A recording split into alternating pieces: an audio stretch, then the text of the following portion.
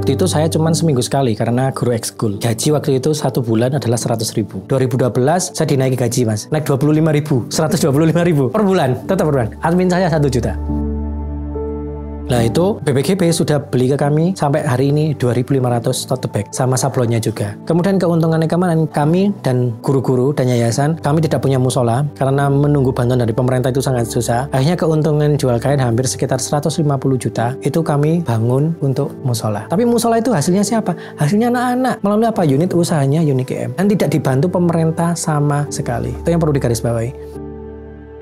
Pernah ada kejadian dikira kami itu mengeksploitasi anak. Loh ini kok anak-anak dipekerjakan loh. Saya tanya ke beliaunya, Pak, jenengan tahu anak-anak ini usianya berapa? Ya memang benar berseragam SMA. Tapi usianya Pak, ketika SMA usianya 33 tahun, kelas 10, dia butuh waktu 3 tahun lagi Pak untuk lulus. Kalau kita fokuskan untuk belajar baca tulis hitung, tapi kemampuan intelektualnya mereka terbatas, akan jadi apa mereka? Nah makanya Bapak, ketika Bapak mau menempatkan anak-anak ini bekerja di usaha nih, jenengan setelah lulus, misalkan seperti itu, kayak gitu kan, gak apa-apa, saya ajari anak-anak untuk belajar saja di dalam kelas. Tapi bukan itu, anak-anak butuh waktu lulus 3 tahun lagi, umur 36 tahun, dengan keterbatasan fisik, dengan keterbatasan intelektual, dia lulus usia 36 tahun baru lulus SMA. Pihak perusahaan mana yang mau menerima mereka? Kalau nggak kita siapkan anak-anak sejak dini. Makanya salah satu tujuan saya membangun itu adalah itu Pak, gitu kan. Ternyata apa jawabannya? Mereka nggak mampu. Nah, tapi kan tujuan kami baik.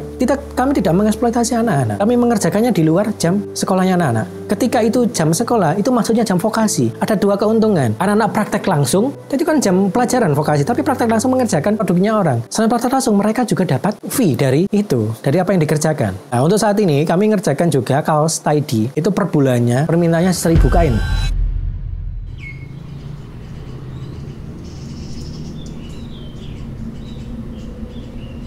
Assalamualaikum warahmatullahi wabarakatuh. Perkenalkan, nama saya Adi Indra Prasetyo. Saya adalah kepala sekolah dari SLB Eka Mandiri atau Sekolah Luar Biasa Eka Mandiri yang terletak di Kota Batu, Jawa Timur. Kebetulan saya juga founder atau pendiri dari unit usaha sekolah yang diberi nama adalah Unique EM. Kalau usaha pribadi saya ada bimbingan belajar yang berdiri mulai tahun 2011 sampai hari ini dengan tenaga pengajarnya kurang lebih ada 32 pengajar. Itu bergerak di jenjang SD, SMP, SMA, bahkan mau masuk perguruan tinggi. Kemudian saya juga ada cafe and co-working space, jadi menempatkan ruang untuk teman-teman kreatif di Kota Batu untuk menjadi kantor bersama di cafe tersebut. Selain itu, saya juga ada usaha koperasi. Saya buka koperasi KMP, koperasi multi pihak, termasuk foundernya di sana yang berfokus ke peternakan domba. Selain itu, yang terakhir saya juga punya usaha perikanan. Jadi saya punya kolam ikan, di situ lele dan termasuk ikan nila. Ceritanya gini, kalau untuk dari sisi bimbel sendiri atau mungkin ini dulu ya, dari sisi SLB ini, saya masuk di sekolah luar biasa ini tahun 2007. Tahun 2007 ketika saya lulus dari SMA, kemudian ada tawaran karena dulu saya ini adalah pemain musik, anak band-bandan. Waktu itu ditawari untuk ngajar ekskul di SLB ini. Kemudian saya tertarik awalnya untuk ngajarin ekskul musik di sekolah luar biasa. Dapat sekitar 1 bulan dari saya masuk di sini. Waktu itu saya cuma seminggu sekali karena guru ekskul awalnya, ngajar di hari Sabtu. Dengan gaji waktu itu 1 bulan adalah 100.000. 100.000 1 bulan ngajarin anak-anak luar biasa. Tapi niatnya sudah berbeda. Ketika 1 bulan saya mengajarin anak, waktu itu anak-anak ikut lomba perseni. Dulu namanya perseni, sekarang kan namanya FL2N. Itu anak yang nyanyi, itu saya ajari dapat juara 1. Dari situ saya merasa, wah ternyata saya bisa jadi guru. Saya bisa ya ngajari anak-anak seperti ini. Waktu saya lulus SMA, sambil kerja di sini, saya dulu nyambi kuliah. Saya kuliah jurusan matematika. Nah, gak nyambung sebenarnya, gak relate banget. Saya ngajar waktu itu di sini adalah ngajar musik, tapi kuliah saya adalah matematika. Dengan seiringnya berjalan waktu, dapat 3 bulan. Dapat 3 bulan kerja di sini, saya itu disuruh ngajarin anak-anak Olimpiade Sains. Alhamdulillah, yang saya ajari Olimpiade Sains itu sampai juara 2 nasional. Anak berkebutuhan khusus, ABK, tunadaksa. Nah, dari situ saya semakin yakin bahwa apa yang saya berikan ke anak-anak disabilitas ini ternyata sangat bermanfaat. Baik itu dari sisi seni maupun dari sisi akademiknya. Nah, dari situ saya berpikir, yang dulu saya kepingin ketika saya masuk di SLB Eka Mandiri ini, kepingin jadi pegawai negeri. Karena hampir semua teman-teman yang di sini waktu itu adalah PNS. Nah, PNS-nya pun itu bukan karena mereka mengikuti tes, tapi karena pengabdian. Nah, waktu itu SLB Eka Mandiri adalah satu-satunya SLB yang ada di Kota Batu tahun tersebut. SLB Eka Mandiri berarti tahun 93, kemudian saya masuk tahun 2007, dan waktu 2007 itu tetap masih satu-satunya SLB yang ada di Kota Batu. Kemungkinan waktu saya berpikir ketika saya ada di sini sampai jangka waktu yang lama, saya bisa jadi PNS seperti teman-teman saya. Nah, kemudian setelah saya dapat 3 bulan dari SLB sini, setelah anak-anak berhasil, saya itu berubah pikiran. Ternyata saya tidak harus menjadi pegawai di sini atau menjadi PNS nanti ke depannya. Saya niatnya sudah berbeda. Niat saya ingin saya ketika amal uang, kalau amal uang saya nggak punya, saya kuliah aja nyambi. Karena bapak ibu saya, mohon maaf, dari golongan yang memang ekonomi di bawah. Bapak saya itu kuli bangunan dan ibu saya itu adalah ibu rumah tangga saja. Yang disekolahkan bapak ibu itu adalah 4 anak. Saya punya 2 kakak dan 1 adik, 4 anak dengan saya. Nah, pada saat itu kalau ingin melanjutkan kuliah tidak bisa karena orang tua dari awal sudah menyampaikan, bapak ibu cuma bisa menyekolahkan kamu sampai SMA. Itu yang menjadi saya harus bekerja dan berkuliah pada saat itu karena saya ingin punya pendidikan yang lebih tinggi daripada orang tua saya. Itu aja simpelnya. Kemudian singkat cerita, setelah saya 3 bulan ada di sini, pemikiran saya berubah. Saya nggak harus jadi pegawai lah di sini. Saya niati waktu itu saya adalah beramal. Saya niati di sini adalah amal. Ketika saya amal uang atau menyumbang uang, saya nggak punya. Uang saya itu kuliah, saya itu nyambi kerja bikin sari apel, ikut orang, ikut kerja di percetakan, kemudian ngamen-ngamen di kafe-kafe. Karena saya anak band-bandan waktu itu.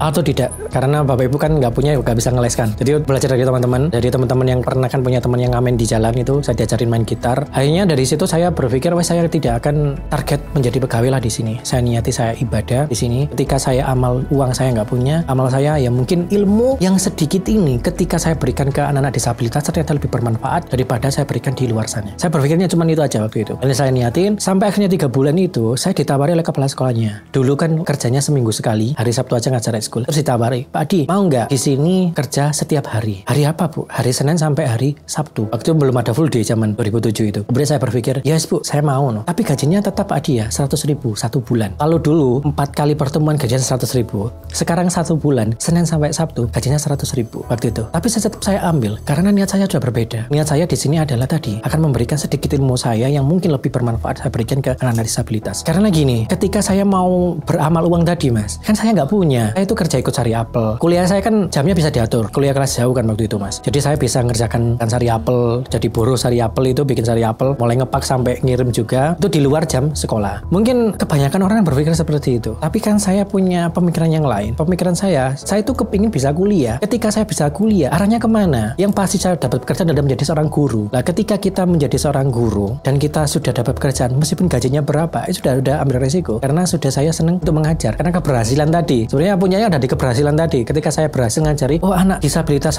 waktu itu anak tunagrahita, diajarin nyanyi, ternyata dapat juara. Itu kan hal yang sangat luar biasa menurut saya. Pencapaian saya yang luar biasa. Di usia saya yang secara emosional itu labil, tapi saya sudah merasa, aku bangga sekali ya. Padahal pada saat itu juga, saya itu nyicil motor Mas. Saya itu nyicil motor, jadi gaji 100.000, saya bayar kuliah 1 semester 2.750.000, nyicil sepeda motor 295.000 per bulan. Lah itu yang membuat niat saya berbeda. Karena apa? Ketika saya digaji 100.000, di luar sana saya bekerja dapat sumber-sumber lain.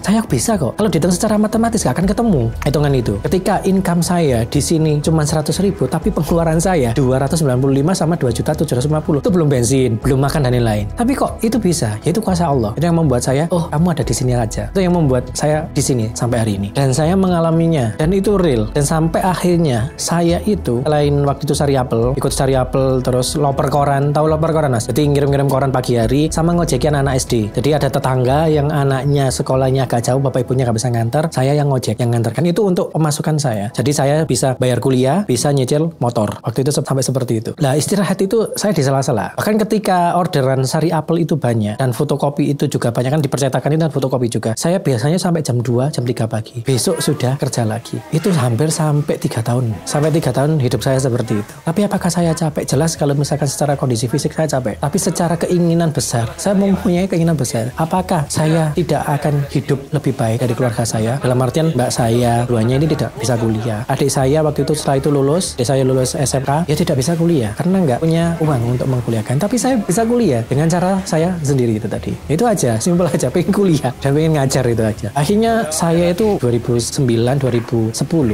akhir lah, saya itu ikut bimbel. Karena pada saat itu saya berpikir ketika saya ada di sini saja dengan gelar saya matematika atau mungkin saya sarjana matematika, ilmu matematika saya itu tidak akan 100% berlaku di sini. Karena apa? Anak-anak berkebutuhan khusus dengan hamba keterlambatan intelektual atau kita sebut dengan tunagrahita tadi, dia kan gak akan mampu. Dia kan gak akan belajar Pitagoras. Jadi anak-anak yang tunagrahita, kecuali anak-anak tunarungu itu masih bisa dipergunakan. Tunadaksa tidak disertai hambatan untuk bisa digunakan. Tapi rata-rata di sini waktu itu adalah tunagrahita.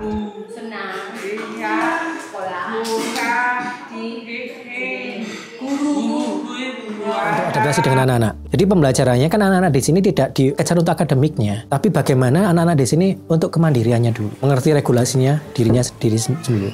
Nah dari situ saya ikut di bimbel, tidak perlu saya sebutkan bimbelnya apa, mungkin dia punya cabang banyak waktu itu di Indonesia bahkan. Nah saya pernah ikut di bimbel-bimbel tersebut, bahkan ada bimbel lain. Saya terinspirasi dengan pemilik bimbel waktu itu ceritanya. Waktu itu pemilik bimbel itu setiap 1 bulan sekali, selain menggaji kita, kan saya ikut di bimbel kan waktu itu. Nah, saya sudah tidak ikut lagi di Sari Apel, saya ikut di bimbel. Ketika pemilik bimbel itu atau owner bimbelnya, ketika 1 bulan sekali datang ke bimbel, itu selalu ganti mobil. Saya berpikir, wah kayaknya bisnis ini menjanjikan ya. Waktu itu seperti itu. Nah, jadi tiap sebulan itu orangnya sering ganti mobil, mungkin 3 bulan sekali datang ke sana, mobilnya ganti. Dan akhirnya dari situ saya belajar sistemnya. Tadi tidak langsung ke orangnya atau mungkin ke adminnya, saya mempelajari sendiri. Oh sistemnya pembayaran dan lain-lain itu saya pelajari di bimbel tersebut. Dan saya wah benar-benar sangat menguntungkan bimbel ini.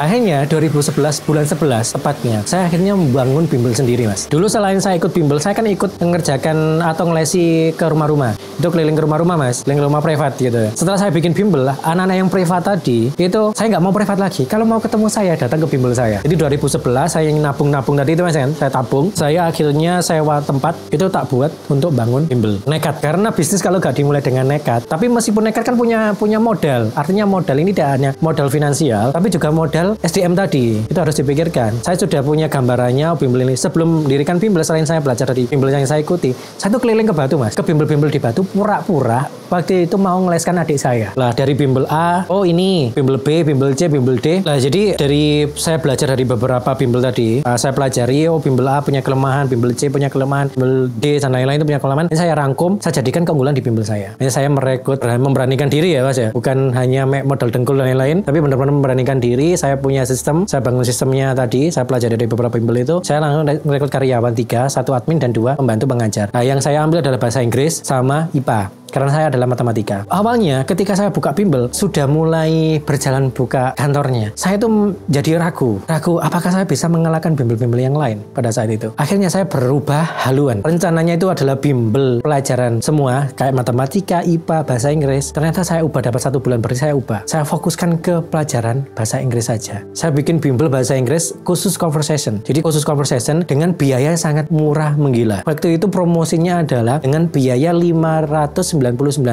itu gratis tur Bali atau Jogja. Lesnya selama 6 bulan. Itu hitungan gila-gilaan itu. Karena untuk mempromosikan itu mas. Tapi ketika promosi itu dengan biaya yang sangat murah, bukannya orang ini semakin tertarik. Dalam membangun bisnis itu nggak semudah memang yang kita angan-angankan. Ketika promonya bayar 600.000 6 bulan, berarti 1 bulan kan 100.000. Seminggu itu pertemuannya 2 kali. Setelah 6 bulan selesai, mereka ada tur gratis Jogja atau Bali tanpa biaya. Ternyata dengan promo yang semurah itu tidak ada yang tertarik mas. 1 bulan gak ada yang daftar. Sama sekali gak ada yang daftar. Nah, survive-nya dengan adanya sedikit anak yang daftar, lama-lama saya setelah pulang dari SLB, waktu itu langsung bagi brosur mas, ganti seragam, bagi brosur, ngajak teman-teman saya, tapi teman-teman saya nggak saya kasih uang atau kono rokok sama kasih makan. Nah, mereka mau, teman-teman band saya waktu itu saya kasih mau, dan lama-kelamaan sampai hampir 6 bulan bimbel saya cuman ada sekitar 20 anak yang les bahasa Inggris. Padahal targetnya berapa waktu itu? 100. Dengan promo seperti itu, ternyata Masya Allah susahnya minta ampun. Tapi mau gak mau saya harus menjalankan itu mas, menjalankan promo saya bahwa anak-anak ini harus tur setelah belajar bahasa Inggris. Prakteknya mereka langsung ke Jogja atau Bali, mereka wawancara turis-turis. Ceritanya dulu konsepnya seperti itu. Nah, untuk menutupi talangan waktu itu, karena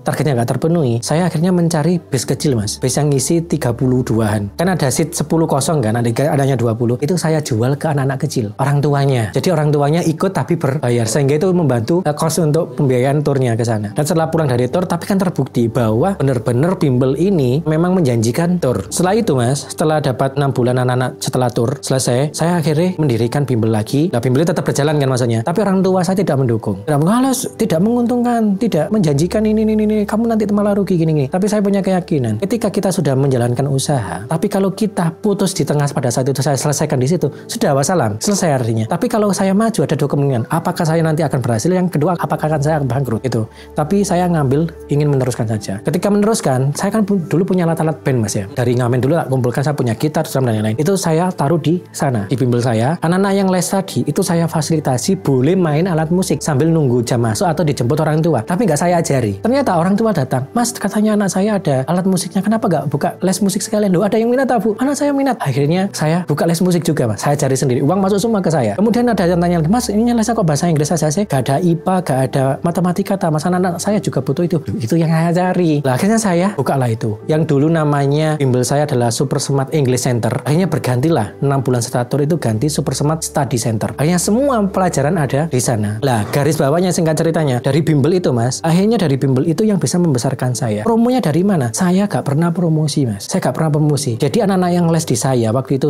promosi yang pertama les bahasa Inggris itu mereka benar-benar saya layani dengan maksimal. Guru-guru harus memperhatikan atau tentu memperhatikan anak dengan maksimal, dan akhirnya hasil belajarnya anak-anak bagus. Ketika hasil anak yang belajar bagus, suara ini terdengar di orang-orang lain bahwa bimbel ini loh, anakku les di sini loh, hasilnya bagus. Anakku les di sini nilainya bagus-bagus. Nah, itu yang membuat kami semakin dikenal pada saat itu. Pada akhirnya sampai 2014 murid saya itu hampir 500. Saya cuman bikin satu bimbel saja, biar orang itu mencari saya. Bukan saya seperti toko-toko minimarket yang ada saat ini, yang mereka menjamur di mana-mana. Ketika mencari ini, wah ada di sini, mencari ini ada di sini. Tapi biarlah orang mencari saya. Nah, itu prinsip saya waktu itu. Sampai hari ini, bahkan pada saat pandemi, semua bimbel-bimbel pada banyak yang bangkrut, tetap bimbel saya survive sampai hari ini. Bahkan yang bekerja, kenapa? Oh, hubungannya dengan SLB, karena saya tidak pernah promosi dan lain-lain tadi mas. Tapi Masya Allah, mungkin niat saya pada saat waktu di SLB sini ngajar waktu itu yang tanpa promosi. Orang itu sampai nolak-nolak saya mas, yang daftar di bimbel saya. Kalau kita diomongkan ikhlas, kita nggak tahu ukurannya ikhlas seperti apa saya. Tapi kan niat saya sudah berbeda waktu itu. Saya niatnya ibadah lah, apa yang saya lakukan di sini. Tapi itu ternyata berdampak. Ketika saya niat di SLB tidak mencari uang, tapi ternyata sumber saya di sana itu sangat luar biasa. Nah, dari situ akhirnya saya merekrut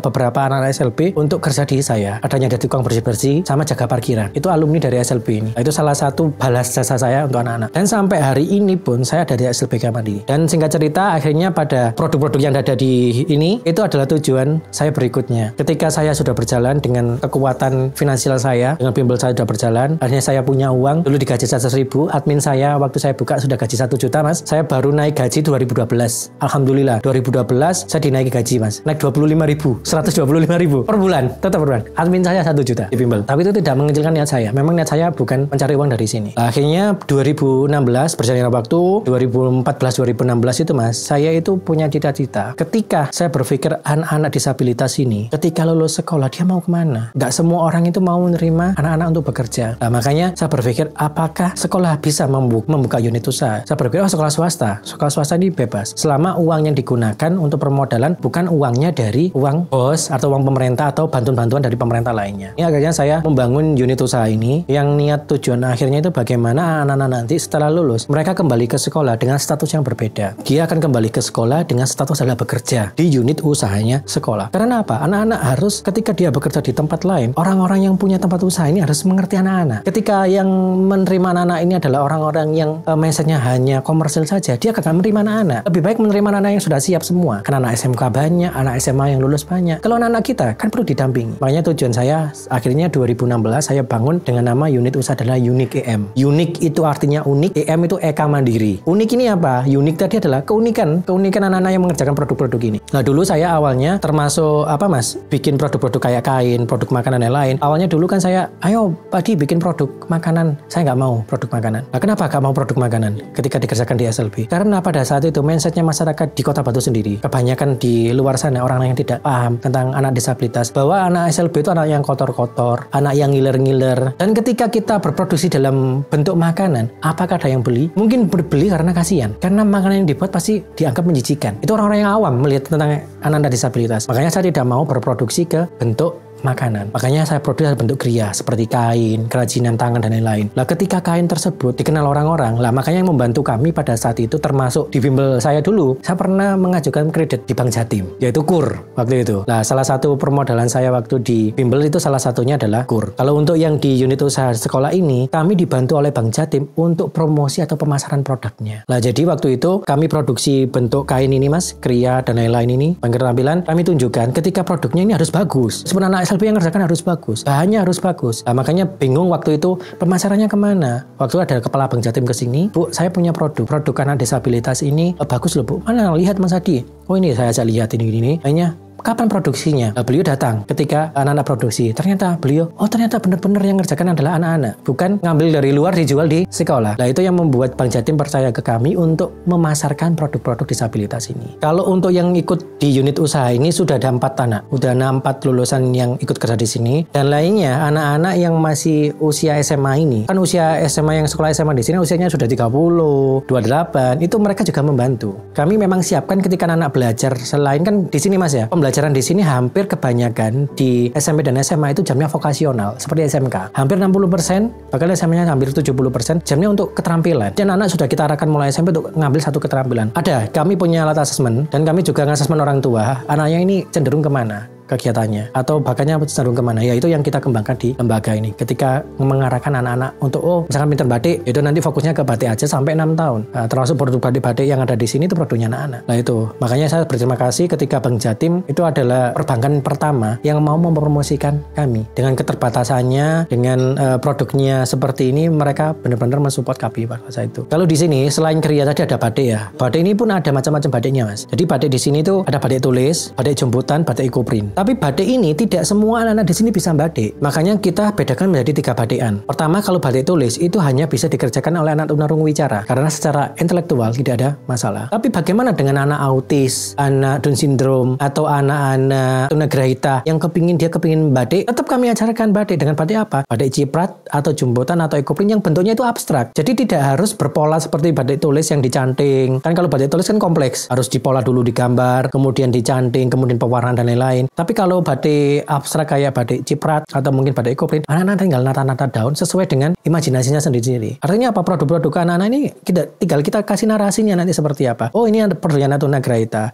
Kenapa tunagrahita? Karena mengerjakan dengan pola yang abstrak seperti ini. Itu alhamdulillah berjalan. Itu produk batik Mas ya. Kemudian kami ada juga produk makanan. Produk makanan ini ada keripik bayam berhasil, ada olahan minuman. Jadi tanaman-tanaman ini kita tanam sendiri di greenhouse-nya sekolah. Juga kami arahnya pemberdayaan ke wali murid. Jadi kayak bibit bayam berhasil itu Mas ya. Jadi wali murid itu kami beri bibit. Ketika bibit itu sudah siap panen, ketika kita butuh panenan, lah kami beli ke orang tua. Kemudian untuk jahit, lah kami juga melibatkan orang tua. Ketika produk batiknya butuh jahitan kayak tas dan lain-lain, orang tua bantu jahit, ngajari anaknya. Dan juga jika ada orderan besar, orang tua juga mengerjakannya dari rumah. Termasuk keripik tadi juga. Ketika orderan banyak, karena kesini kan anak-anak jam vokasinya cuma hari Rabu sama Kamis, makanya ketika ada orderan banyak, orang tua yang mengerjakan, dibantu orang tua. Tapi hal tersebut kan pemberian ke orang tua. Uang yang diberikan dari unit usaha ini ke orang tua kan bisa digunakan untuk mungkin kebutuhan anaknya di sekolah ataupun yang lainnya. Hampir saat ini untuk produk ekoprint kami sudah dibeli oleh Balai Besar Guru Penggerak di bawah Kementerian Pendidikan sudah 1.100 kain. Selain kain ekoprint juga tote bag. Kami di sini juga ngajarkan sablon kan Mas, baik sablon manual maupun sablon digital. Jadi tote bag kita jahit, anak-anak kan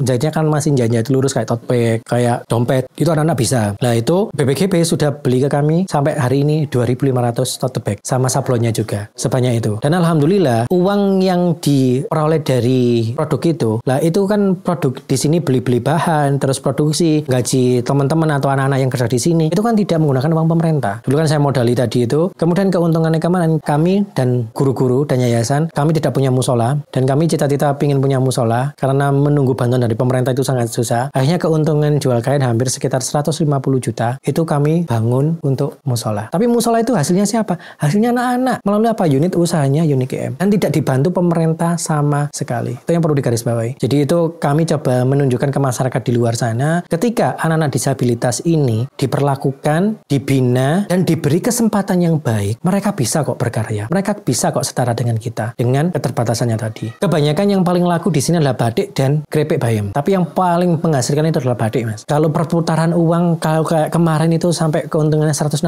juta itu sudah berapa, Mas ya? Dengan workshop atau galeri galeri yang sangat kecil ini di ruangan-ruangan yang tidak kepake di sekolah saya buat untuk workshop sama galeri ini. Ya menurut saya cukup karena anak-anak kan dapat uang jajan dari sana, uang pulsa dari sana. Bahkan saya bisa ngerekrut 4 karyawan disabilitas itu ya dibiayai dari unit usaha tersebut. Pernah ada kejadian dikira kami itu mengeksploitasi anak. Lah eksploitasi yang seperti apa? Karena mereka memang menurut saya memang kurangnya info tentang sekolah luar biasa seperti apa. Jadi intinya kan ada yang memprotes, loh ini kok anak-anak dipekerjakan. Loh saya tanya ke beliaunya, Pak jenengan tahu anak-anak ini usianya berapa? Ya memang benar berseragam SMA atau berseragam SMP, tapi usianya Pak ketika SMA usianya 33 tahun, kelas 10. Dia butuh waktu 3 tahun lagi, Pak, untuk lulus. Kalau kita fokuskan untuk belajar baca, tulis, hitung, tapi kemampuan intelektualnya mereka terbatas, akan jadi apa mereka? Nah, makanya Bapak, ketika Bapak mau menempatkan anak-anak ini bekerja di usaha nih, jenengan setelah lulus, misalkan seperti itu, kayak gitu kan, gak apa-apa, saya ajari anak-anak untuk belajar saja di dalam kelas. Tapi bukan itu. Anak-anak butuh waktu lulus 3 tahun lagi.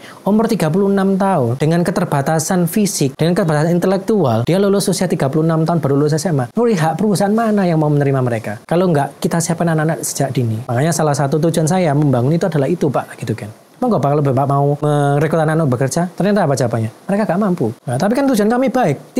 Kami tidak mengeksploitasi anak-anak. Kami mengerjakannya di luar jam sekolahnya anak-anak. Ketika itu jam sekolah, itu maksudnya jam vokasi. Ada 2 keuntungan. Anak-anak praktek langsung, itu kan jam pelajaran vokasi, tapi praktek langsung mengerjakan produknya orang. Selain praktek langsung, mereka juga dapat fee dari itu, dari apa yang dikerjakan. Nah, untuk saat ini, kami mengerjakan juga kaos tie-dye. Itu per bulannya, permintaannya 1000 kain. 1000 kaos pasang-pasang kaos tie-dye. Saya kerjasama dengan namanya Dias Konsep. Dias Konsep ini konveksi dan sablon. Beberapa anak kami kan memang saya magangkan di sana. Kita kan ada program magang kelas 12. Alhamdulillah ada 3 anak kami yang direkrut kerja di sana sampai hari ini. Makanya beliau tertarik ketika berstatement real, Pak Adi, saya tuh pengen bikin unit usaha di tempat saya, tapi khusus yang ngerjakan adalah anak disabilitas. Loh, kok bisa seperti itu, Pak? Ternyata anak-anak yang magang di Pak Adi itu lebih baik daripada anak umum atau reguler yang magang di tempat saya. Itu statementnya. Loh, kenapa bisa seperti itu, Pak? Saya heran, Pak Adi. Waktu anak-anak magang di si pertama kali, mereka itu jam berapa itu bingung. Ketika pekerjaannya habis, bingung. Kan saya keterbatasan informasi karena dia tunarungu, komunikasi yang terbatas. Akhirnya waktu itu kan beliau sempat hubungi saya, Pak, anak-anak ini kenapa, Pak? Kok kayak bingung gitu. Akhirnya saya datangi, saya tanya. Ternyata geledek, Mas. Arek kenapa kok bingung? Ketika gak ada pekerjaan. Mereka bingung, apa yang harus aku kerjakan lagi? Itu yang membuat menarik. Ketika kita anak-anak reguler ya, gak kebanyakan ya, oknum lah, kita ngomongnya oknum. Kalau kita anak-anak Gen Z sekarang atau mungkin anak-anak oknum anak sekarang, ketika bosnya gak ada, pekerjaannya habis, apa yang dilakukan? Isonya ke HP atau pegang HP, pasti dia akan bermain HP. Tapi anak-anak disabilitas enggak. Ketika kerjanya habis, dia mencari pekerjaan. Apa yang harus dikerjakan? Itu yang membuat orang itu menarik. Dan pekerjaannya itu lebih tekun karena enggak terganggu dengan suara tunarungu itu, terganggu dengan hal-hal yang lain. Lah mereka fokus dikerjakan. Akhirnya bentuk kerjasama selain anak-anak magang dan terima kerja, beliau, Pak Adi, saya buatkan kaos tie-dye seperti yang ada di belakang ini. Nanti kami yang nyablon, Pak Adi, kita kirim kaos polos 1 setel. Nanti dibuat tie-dye oleh adik-adik. Nanti produk itu akan kita label adalah kolaborasi antara Dias Konsep X Unique EM SLBK Mandiri. Nah itu permintaannya 1.000 1 bulan. Nah, itu Mas. Kalau untuk produk makanan keripik bayam berhasil. Alhamdulillah kapan hari ya juga Bank Jatim membeli produk kita. Ketika ada pameran-pameran dari Bank Jatim, UMKM binaan, kami selalu diajak. Kemudian kemarin dari Bank Indonesia, waktu ada pengisian goodie bag, ada kegiatan itu OJK termasuk literasi keuangan OJK, goodie bagnya semua isinya dari produknya kami. Itu produk makanan. Jadi seperti itu. Bubur kacang hijau, sedikit kacang hijau, ya. Kalau usia sampai kapan, saya tidak ada batasan usia. Cuman kalau untuk menjadi pemimpin, sebenarnya saya ingin sudah tidak menjadi pemimpin di sini. Dalam artian, karena saya punya pemikiran, mungkin idealis saya. Ketika pemimpin dikatakan berhasil, itu mampu meregenerasi pemimpin berikutnya. Makanya cita-cita saya, mulai 2023 kemarin, saya minta kepala sekolahnya jangan saya. Saya akan ada di balik layar untuk tetap mensupport SLBK Mandiri ini. Makanya kenapa saya tidak melepaskan total SLBK Mandiri ini? Karena sampai hari ini, yang bisa membesarkan saya itu adalah SLBK Mandiri. Dari doanya Nana. Termasuk kapan hari saya pernah ikut tes CPNS. Kan saya setelah mengenal usaha menjadi wirausaha 2011, apalagi di 2014 sampai bertahun-tahun itu, wah, bimbel saya itu Masya Allah. Dan bahkan dari bimbel itu saya bisa membangun usaha-usaha baru, termasuk kafe, pernah juga camping ground, juga termasuk mendirikan koperasi, terus termasuk kolam ikan, dan lain-lain. Itu sebenarnya uangnya hasil dari bimbel yang perputaran. Termasuk saya juga beli mobil bekas, itu juga dari bimbel, motor dan mobil bekas. Itu dari bimbel bimbel juga. Bahkan saya punya aset rumah termasuk tanah itu hasil dari bimbel.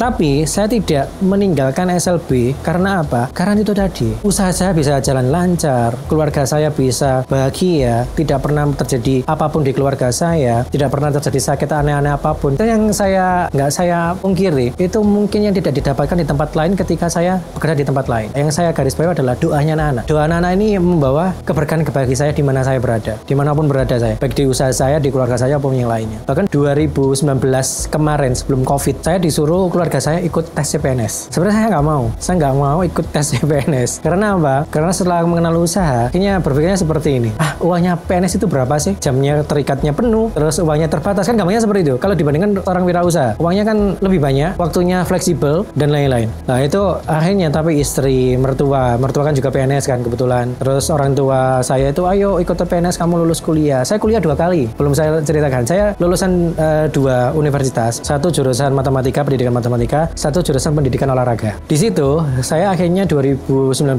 kemarin saya disuruh ikut tes CPNS. Akhirnya karena istri, ayo ngajak, pas akhirnya ikut. Tapi kan hati saya kan sebenarnya nggak pingin jadi seorang pegawai yang terikat atau jadi PNS ASN itu. Akhirnya saya ikuti, tapi saya kan tipe orang yang tidak bisa mengerjakan sesuatu hanya setengah-setengah. Ketika saya sudah terjun harus totalitas, termasuk mengerjakan tes soal CPNS. Pertama, karena ketika saya mengerjakan dengan nilai yang sedikit atau nilainya tidak memenuhi standarnya, saya akan malu. Saya punya bimbel loh. Bagaimana dengan pegawai-pegawai saya memandang saya? Bagaimana dengan murid-murid saya? Lah, Pak Adi ternyata nilainya jelek tes CPNS-nya. Kan itu akan membuat saya rendah akhirnya. Tapi akhirnya saya kerjakan totalitas. Kemudian mertua saya tahu lah saya guru, saya kepala sekolah, saya punya usaha bimbingan belajar dan lain-lain. Ketika nilai jelek, saya kan gengsi dong. Nah, seperti itu. Makanya saya kerjakan totalitas. Alhamdulillah, saya urutan 1. Jadi saya urutan 1 di tes CPNS itu, tapi di sana saya harus keluar dari sini karena formasi tersebut waktu itu ada di SMA reguler, SMA negeri. Lah, ketika saya pamit untuk tes CPNS, semua guru-guru saya itu nangis. Guru-guru saya itu nggak rela saya untuk menjadi seorang PNS. Lah, hal itu yang membuat kadang saya berpikir, saya itu yang mengajak teman-teman. Saya merekrut teman-teman guru di sini untuk menjadi guru. Bagaimana saya memperjuangkan mereka? Kita ini sekolah kecil. Ketika kita sekolah kecil dan sumber pendanaan terbatas, apakah guru saya akan tetap seperti ini? Saya berusaha ingin mensejahterakan guru-guru saya juga. Jadi meskipun dengan income yang kecil atau pemasukan sumber pendanaan yang kecil, tapi bagaimana guru-guru ini punya hidup yang layak juga. Itu yang saya pikirkan. Ketika saya keluar dan cita-cita saya salah satunya mensejahterakan guru belum terpenuhi, menurut saya itu hal yang saya mengkhianati diri saya sendirilah. Itu salah satunya juga. Kemudian saya berikutnya ada tes kedua kan. Sebelum saya berangkat tes kedua, dan nilai saya pun tes kedua ya juga bagus. Sebenarnya saya keterima. Cuman satu yang membuat saya memutuskan untuk tidak menerimanya. Saya itu selama 1 minggu berturut-turut, saya itu mimpi murid saya yang anak Down syndrome. Tahu kan anak Down syndrome? Anak Down syndrome itu yang wajahnya sama semua seluruh dunia. Itu di ruang tamu pojok sana, di ruang tamu sekolah. Saya itu mimpi selama 1 minggu berturut-turut, diimpi dengan kata-kata yang sederhana saja. Diginikan saya, kate nandi dek kene ae lho. Bahasanya tapi anaknya kan ngomongnya gitu. Ini, kate nandi dek kene ae yo. Dengan bahasa seperti itu. Dan mimpi itu seminggu berturut-turut. Sama terus. Akhirnya dari situ saya cari petunjuk ke Allah, saya sholati, kemudian dapatnya petunjuk dari Allah. Pokoknya kamu dek kene ae. Ngomongnya seperti itu. Setelah itu saya sampaikan ke istri saya, yang aku kayaknya nggak bisa lah meneruskan untuk menjadi seorang PNS. Loh kenapa? Ini nggak enak jadi PNS. Nanti usahaku gimana? Aku alasan pertama seperti itu. Usahaku yang di lain kan gimana? Karena waktunya harus terikat. Apalagi aku di sekolah baru, di tempat yang baru. Karena aku harus benar-benar totalitas di sana. Gak bisa kan aku seorang pegawai yang terikat harus jadi PNS yang hanya seenaknya saja. Aku harus benar-benar gak menjalankan hal sesuatu yang tidak harus dijalankan seorang PNS. Harus benar-benar penuh yang tak kerjakan harus totalitas. Yang kedua, aku tuh mimpi. Tapi mimpiku itu mengisyaratkan aku tidak boleh meninggalkan SLBK Mandiri. Itu gimana? Terserah sampean. Yang penting sampean yakin dengan pilihannya sampean. Iya, aku yakin dengan pilihanku. Tapi tolong sampaikan ke mertua dan lain-lain bahwa aku punya pilihan. Kemungkinan aku gak ngambil PNS, mungkin aku punya pertimbangan yang sangat matang. Begitu kan. Alhamdulillah, istri menyampaikan ke mertua, saya menyampaikan ke orang tua alhamdulillah bisa menerima. Apa yang kamu pilih berarti kamu sudah mengambil keputusan yang sudah kamu ambil resikonya ke depannya. Dan saya tidak meneruskan menjadi seorang PNS itu. Nah, fokus untuk mengerjakan di sini, menandatangani ini. Bahkan saya sebenarnya sudah pamitan ke yayasan. Saya pamitan ke yayasan bahwa saya mengundurkan diri dari kepala sekolah dan menjadi guru di sini. Nah, gitu kan. Tapi perkataan yayasan apa? Sebelum SK dipegang Pak Adi gak boleh keluar dari SLBK Mandiri. Itu yang menjadi sebenarnya beban moral buat saya. Ketika saya bertahan di sini tapi saya tidak melakukan apa-apa, apa yang diharapkan dari saya? Makanya ketika saya di sini, bagaimana saya merubah ini menjadi sebuah sekolah yang berbeda dengan sekolah yang lainnya, menjadi sebuah sekolah yang memang menciptakan anak-anak disabilitas yang kreativitas, yang mampu berinovasi, bahkan dia bisa mandiri untuk memenuhi kebutuhannya sendiri, baik secara dia regulasi dirinya, merawat diri, bahkan untuk mencari keuangan di kemudian harinya. Itu yang saya lakukan. makanya unit usaha UNIKM ini adalah salah satu cara bagaimana kami menunjukkan ke pemerintah atau ke masyarakat secara luas bahwa anak-anak ini loh, tolong berilah kesempatan. Mereka loh bisa, mereka loh juga manusia. Tinggal bagaimana hati kita membuka hati kita untuk mereka, memberikan mereka peluang untuk mendapatkan hak-haknya masing-masing, yaitu bekerja. Yang membuat spesial menurut saya itu adalah keunikan anak-anak yang lucu tadi loh Mas. Ada yang lucu.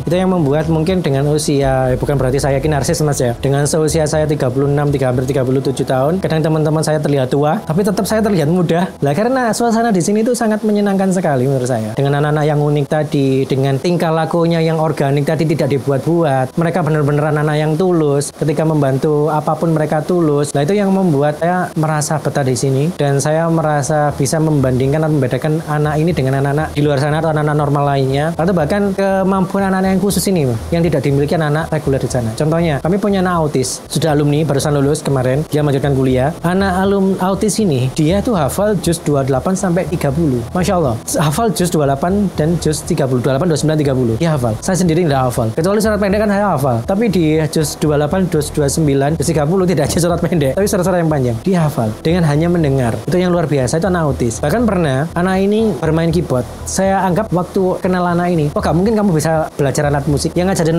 musik di sini kan juga saya. Ternyata dia bisa main keyboard Mas. Bisa main keyboard. Kaget saya. Bisa main keyboard. Akhirnya ada lomba cipta lagu Aku Bisa. Itu tingkat nasional. Saya buatkan lagu. Dia tak suruh bikin puisi. Dengan kata-katanya saya sempurnakan. Kemudian saya bikin lagu, saya aransemen, dan dibuat lomba sama dia. Dia masuk 30 besar nasional se-Indonesia. Dia nyanyikan dan main keyboard sendiri. Masya Allah, saya tuh gak berpikir bahwa anak-anak ini memang anak-anak yang unik gitu loh. Itu yang membuat saya, wah saya harus benar-benar bisa menggali potensi mereka ketika saya tetap ada di sini. Tidak hanya yang, wah saya akan merasa senang ketika, wah sekolah saya ini lebih bagus dari sekolah yang lainnya. Bukan itu. Makanya ketika kita kegiatan pameran, saya selalu ikut pameran dengan UMKM umum. Kami kan sudah masuk UMKM. Jadi kami bagian UMKM, kami dibina oleh PLUT, Pusat Layanan Usaha Terpadu, yang dibawa Kementerian Koperasi dan UMKM. Terus kami dibina oleh Diskuperindak Kota Batu, itu yang mensupport kami dari perizinan, terus haki dan lain-lain, itu disupport oleh Diskuperindak Kota Batu. Kemudian ada Dinas Pariwisata di bidang ekonomi kreatif, kami juga disupport bidang ekonomi kreatif, termasuk pertanian. Untuk produk-produk olahan pertanian kami disupport Dinas Pertanian Kota Batu, termasuk BPSDA, bagian perekonomian dan sumber daya alam Kota Batu kami disupport, termasuk pembelian seragam, termasuk kenal OJK, Bank Indonesia dan lain, itu yang support kami. Dengan kami ikut dan sering berkumpul dengan orang-orang UMKM reguler, kami akan tahu bahwa kelemahan kami, kekurangan kami ada di sini. Dan alhamdulillah teman-teman UMKM itu sangat terbuka dengan kami. Mereka memberikan masukan. Misalkan batik, Pak Adi, batiknya anak-anak ini kurang ini, dibeli ini lebih bagus. Mereka bahkan mau mengajari kami dengan gratis. Nah, kebetulan saya kan ketua paguyuban batik Kota Batu, Wasra dan Aksesori Kota Batu. Dari situ teman-teman anggota kami adalah pembatik-pembatik asli Kota Batu. Mereka yang membantu kami untuk menyempurnakan produk anak-anak. Bahkan menganggap kami itu bukan kompetitor, sama-sama jual batik misalnya seperti itu ya, tapi bukan kompetitor, tapi adalah teman.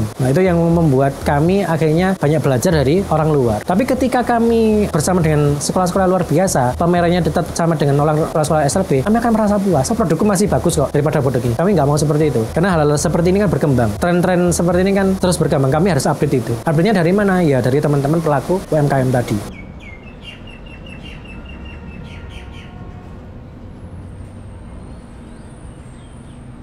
Kalau yang paling susah Mas ya, sampai hari ini itu satu jenis keturunan yang memang susah, dan keturunannya khusus adalah anak autis. Jadi ada anak autis yang memang autis ini secara intelektual tidak ada masalah, tapi memang dia ada hambatan komunikasi dan lainnya. Tapi ada anak-anak autis yang memang dia secara intelektual bermasalah, secara emosionalnya itu luar biasa. Masalahnya itu yang susah. Itu susah karena kami sampai saat ini harus mengetahui kebutuhan dirinya sendiri dulu apa. Karena moodnya anak-anak seperti itu berubah-berubah. Kadang kepingin ini, udah diberikan ini, tantrum. Kedengaran suara yang terlalu keras, tantrum. Ketika banyak orang baru, tantrum. Ketika ada apa sesuatu yang dia suka, tantrum. Itu yang menurut kami treatment yang susah untuk anak-anak autis yang khusus anak-anak seperti ini. Tapi beberapa anak autis yang tadi saya sampaikan memang ada yang bisa. Tapi dari beberapa umumnya, dari beberapa jenis ketunaan, yang paling susah itu adalah tuna anak autis tadi, daripada jenis ketunaan yang lain. Kami ingin memang membesarkan UNIKM ini. UNIKM ini harus benar-benar dibesarkan, benar-benar besar, bahkan mungkin tidak di sekolah tempatnya, karena kita terbatasan ruang dan lain-lain, mungkin kami bisa cari tempat di luar sana, baik itu secara kerjasama dengan pihak luar sana, misalkan tempat atau yang lainnya. Harapan kami harus kita tunjukkan di luar sana. Ketika media sosial ini kurang berfungsi, kebermanfaatnya, maksudnya kurang diakses, mungkin salah satunya untuk menunjukkan karya ini harus dibawa keluar. Sebenarnya sudah dibantu oleh pemerintahan Kota Batu. Kami di